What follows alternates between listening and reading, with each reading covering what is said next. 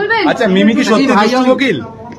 এগুলো বলো না, ওরা যে কি হেডিং দিয়ে ছাপবে তুমি ভাবতে পারবে। কলকাতায় পরপর ছবি ফ্লপ, তুফানের একদিনের বক্স অফিস কালেকশন মাত্র 10,000 টাকা। এবার প্রশ্ন উঠছে, উনি মেগা স্টার নাকি ফ্লপ স্টার? এই নাকি বাংলাদেশের মেগা স্টার।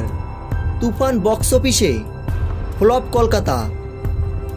এসবিএফ হয়তো ভুলে গিয়েছিল এখানে মেগা স্টার জিৎ দেবের রাজত্ব চলে। কোথায় গেল বাংলাদেশের ইউটিউবাররা? শাকিব খানকে কলকাতায় কেউ চেনেই না।